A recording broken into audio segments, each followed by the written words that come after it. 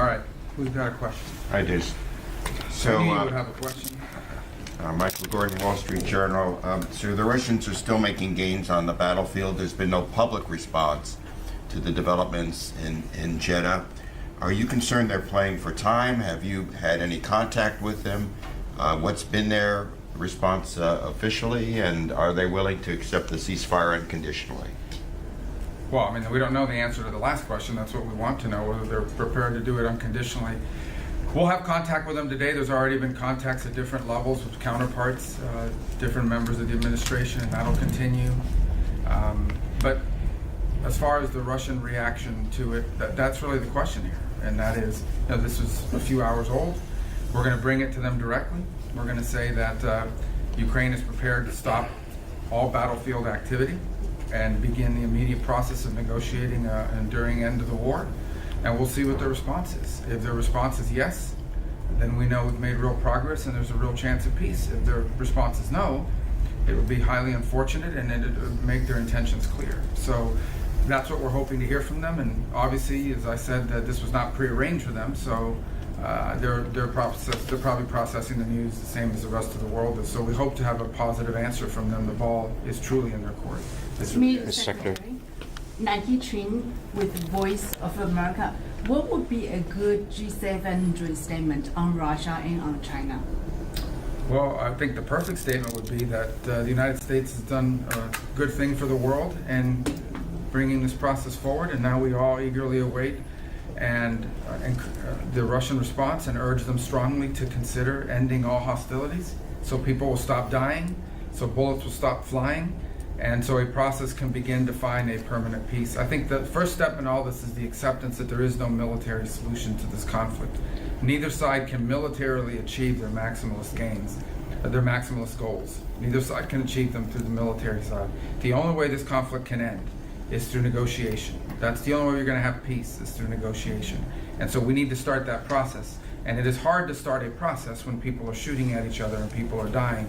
And so our hope is that we can stop that, all these hostilities, and get to a negotiating table where both sides, over some period of time with a lot of hard work, can find a mutually acceptable outcome that, in the case of Ukraine, obviously secures their long-term prosperity and security. Mr. Secretary, could you just update us on Mr. Witkoff's plans for Moscow and whether he'll be meeting with President Putin? And then separately, if you wouldn't mind elaborating on something that Mr. Waltz said yesterday about the specifics that you discussed with the Ukrainians about what the end of the war would look like. You had mentioned we're not going to get maps out and draw lines, but did you actually talk about territorial concessions? Well, we had conversations. As far as Steve's trip, I'm not here to, I'm not going to make any announcements about specific dates, times, or even confirm such a trip. Suffice it to say there's going to be multiple points of contact with the Russians to gauge are they willing to do this or not. And as far as the conversations that were yesterday, yeah, when you sit down with a counterpart like Ukraine, you know, we're not going to negotiate this publicly. We're not going to actually put out there sort of what we talked about, because in any negotiation, there's certainly an element where you don't want one side to be giving away all its leverage from a public perspective. We had a broad conversation about what it would, but I think the bulk of our conversation was what a negotiation process would look like in terms of not the specific conditions, but rather the timing of it, sort of the steps they would like to see taken. The Ukrainians made very clear that this isn't just about ending a war. They need to get their prisoners of war back. They need to get the children back. They'd like to see an exchange of prisoners of war. They'd like to see their children back. So there's all sorts of things tied to the humanitarian assistance is important as well. There are areas of Ukraine that have been badly damaged that require immediate assistance. So these are the sorts of things that we talked about as being inclusive in the negotiation process. So really the bulk of our conversation when we got to that stage of it was discussing the kinds of items that need to be on a negotiation agenda, even when we hopefully get there. He also mentioned security guarantees, which is something that there has been some reluctance for the administration to elaborate on. Are you committing to security guarantees? I think the point to understand is that we're looking at is securing their long-term. What we want to see, like any country in the world, Ukraine wants their long-term security. They want to make sure that this doesn't happen again. We all do. What is the point of spending all this time to get a ceasefire, hopefully, and then a negotiated end of the war, only to see it re-spark up again in about 6 years, 4 years, 3 years? We're not interested in that, and they certainly aren't either. So I think the question really is more about a deterrence. Can Ukraine create a sufficient deterrent against future aggression, against future attack, against future invasion? Because every country in the world has a right to defend themselves, and no one can dispute that. So that will most certainly have to be part of the conversation. But again, I don't think there isn't a peace to secure until you have a peace. But there's no way to have an enduring peace without the deterrence piece being a part of it. Can I just follow up on that particular point? Because the joint statement talks about European partners being involved in the peace process, but that's only attributed to the Ukrainian delegation. It doesn't appear to be US support. Well, what it line. says in the statement is that they raised the need for the Europeans. But I've already said publicly, the Europeans have issued a series of sanctions against the Russian Federation. And I would imagine that in any negotiation, if we get there, hopefully, with the Russians, that they will raise these European, the European sanctions that have been imposed upon them. So I think that the issue of European sanctions are going to be on the table, not to mention what happens with the frozen assets and the like. And so I think it's self-evident that for there to be a peace in Ukraine, at the end of that process, there's going to have to be some decision made by the Europeans about what they're going to do with these sanctions and so forth. And so that's why I think they have to be necessarily involved in this regard. Now, whether they're involved at the front end of it or at the back end of it, it'll have to play itself out. And then obviously there's also all sorts of security promises that European countries have made to Ukraine, that will also be, I imagine, a part of this conversation as we move forward. So we don't disagree with that statement. I think the statement just reflects that they raised it. But you back European peacekeepers in Ukraine, which is something Russia has categorically. Well, we'll see. I mean, there's different ways to construct a deterrent on the ground that prevents another war from starting in the future. We're not going to go in with any sort of preconceived notion. The bottom line is it needs to be something that makes Ukraine feel as if they can deter and prevent a future invasion. How that looks and how that's put together, that's what we're going to be talking about. If we can get to that stage. Again, right now we're just trying to get to the stage where there's actual diplomacy happening. Here's what we'd like the world to look like in a few days. Neither side is shooting at each other. Not rockets, not missiles, not bullets, nothing. Not artillery. The shooting stops, the fighting stops, and the talking starts. That's what we want to see. What happens during that talking and how that evolves, I think we're going to have to be flexible and nimble and creative and patient and work hard at it and hopefully turn it into something that's concrete. You've covered, many of you have covered foreign policy for years. That's how these things happen, and they're not easy, and sometimes they're difficult to predict which way they're going to go in terms of the specifics of it. But we just want to get to that stage. That would be, for lack of a better term, a good problem to have to figure out how to negotiate a peace, because we're actually negotiating a peace while the shooting is stopped. Is the mineral deal essentially the security guarantee that you guys envision? And then the second question is, President Trump appealed to a lot of Americans during his campaign on free speech arguments and not suppressing speech, especially from the government. But your revocation of the green card, to many, is seen as one of the most anti-speech actions a secretary could take with his powers. How do you respond? Yeah, I mean, the first question was again is the minerals deal version of the security guarantee? Well, I think that a minerals deal is something that I think is beneficial for both countries. Certainly one of the things that provides for Ukraine's long-term prosperity and security is vibrant economic growth and development. Their GDP begins to grow, and that gives them a tremendous amount of leverage and power and the ability to fund their own defenses. So I think certainly any economic development for Ukraine is positive for their own future. Obviously, if the United States has a vested economic interest somewhere, we're tied to them on an economic front, we're in partnership with them on something, we will have an interest in the future of Ukraine as well. I wouldn't couch it as a security guarantee, but certainly if the United States has a vested economic interest that's generating revenue for our people as well as for the people of Ukraine, we'd have a vested interest in protecting it if it were to be challenged or threatened. On your first point, when you enter this is an important point, and I'm glad you asked this question. When you come to the United States as a visitor, which is what a visa is, which is how this individual entered this country, as a visitor's visa, okay, you are here as a visitor. We can deny you that visa.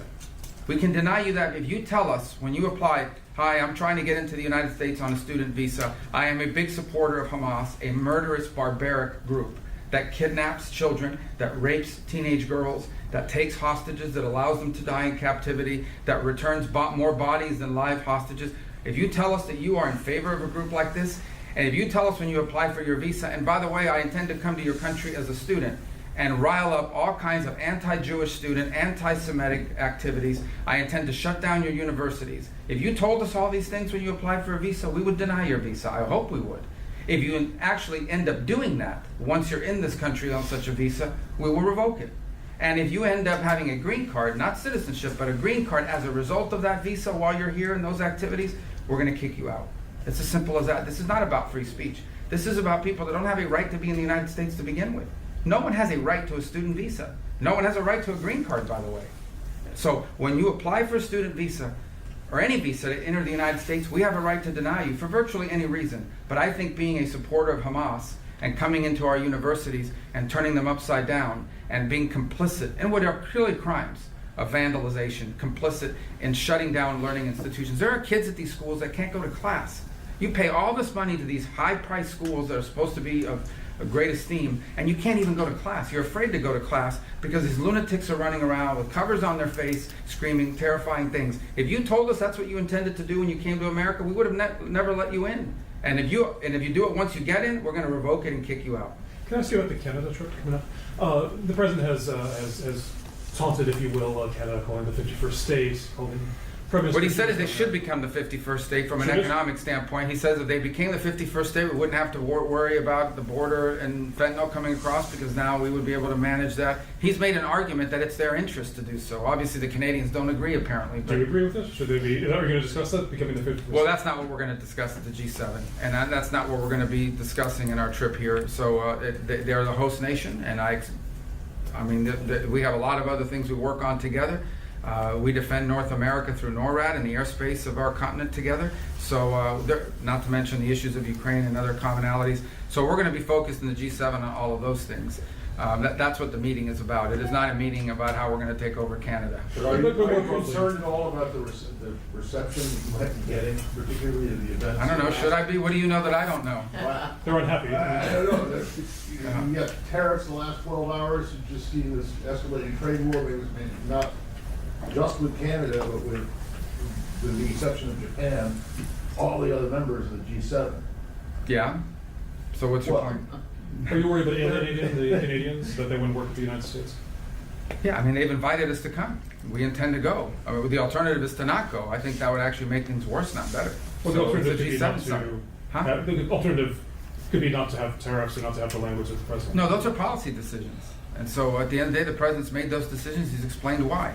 It's not just against Canada. It's not just against Mexico. It's not just against G7 countries. He's imposed steel and aluminum tariffs now on virtually the entire world. And the reason why is not to punish those countries. It's because he has outlined the need to develop a domestic capability. If you don't have steel and aluminum, you can't build warships. You can't build airplanes. You're not an industrial economy. There are things we have to be able to protect, and there's a lot of unfair trade practices. A lot of countries out there who subsidize their industries so that they can gain global market share. So they subsidize the industries, they're operating at a loss. Meanwhile, our industries are trying to compete fairly, and that's why you don't have steel plants, and that's why you can't produce the aluminum.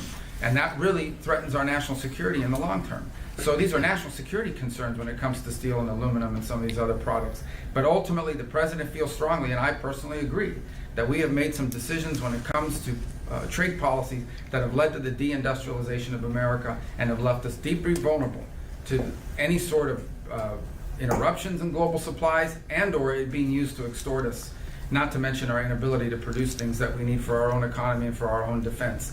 So that's what those policies are about. Every country in the world, we expect, will act in their national interest. The United States forgot that. President Trump is reminding us of that and getting us back to that. And I think it is quite possible that we could do these things and at the same time deal in a constructive way with our allies and friends and partners on all the other issues that we work together on.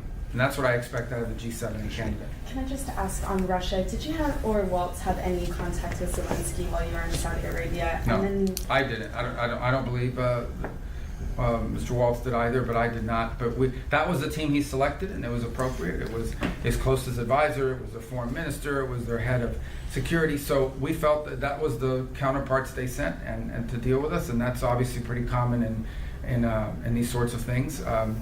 Generally, the heads of state meets heads of state, and appropriate counterparts meet others. imagine he had to get back, and he's the president of a wartime country. So he's, but we did not have any contact with him there. But I wouldn't read anything into it other than he selected his team for these talks, and the president selected his. And was there any discussion with the Ukrainians about how a ceasefire, if Russia agrees, would be enforced? How would the U.S. ensure party Yeah, well, the security? interesting thing about modern warfare is it's easier than ever to monitor, and simply because there's so many eyes on the ground, and there's also all sorts of overhead, commercial satellite and the like. It would be pretty hard to hide drone strikes. It would be hard to hide missile strikes, ballistic strikes, artillery. So we feel like that is something that could be monitored. Obviously, if in fact the Russians say yes, let's hope they say yes. If they say yes, one of the things we'll have to determine is who do both sides trust to be on the ground to sort of monitor some of the small arms fires and exchanges that could happen. But those are practices that have become common in these, and I don't think that would be difficult to set up. We didn't get into specifics, but obviously the need to monitor a ceasefire is clear to everyone. Sir, just a quick follow-up on this question. This is it. Yeah, because we're You haven't- up and have to get back on Last the question, sir. Yeah. This administration has not hesitated to put a lot of pressure on Ukraine to reduce their intelligence support in the middle of a shooting war. You temporarily cut off their arms, criticize them publicly, not you, but leadership in public. Are you truly prepared to apply pressure on Russia should it be recalcitrant and not agree to the terms of the ceasefire? There's been no concrete action that this administration has taken to punish Russia since it's come to office. There's a couple points. To be clear, as far as I am aware, the United States has not provided armaments to Russia. The United States is not providing assistance to Russia. Every single sanction that has been imposed on Russia remains in place. Every single sanction the president inherited has remained in place. Previous administration. Right, but they're pretty sanctioned up. There's a lot of sanctions on already. My point being is that there's been no steps taken to relieve any of these things. These things continue to be in place, but we don't think it's constructive for me to stand here today and begin to issue threats about what we're going to do if Russia says no. Let's hope they say yes. At the end, let's understand, I remind everybody and bring you back to the point, the president's desire here is to bring about a lasting and enduring peace in Ukraine. He wants the shooting and the fighting to stop, not just for 30 days, not just for 60 days, but permanently. To do that, both sides have to come to the table. We are happy. We are happy that the Ukrainians have agreed to do so. Now it is up to Russia to say yes.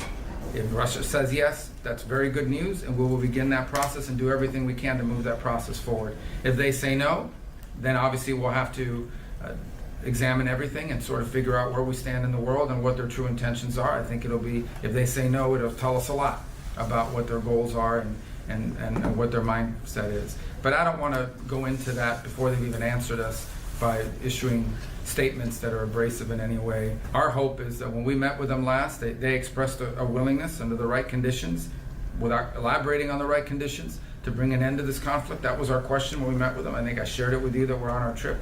The point of meeting with them was to find out, is this a war they wanted to end, or is this a war they just wanted to continue in perpetuity until they achieved whatever goals they have in mind?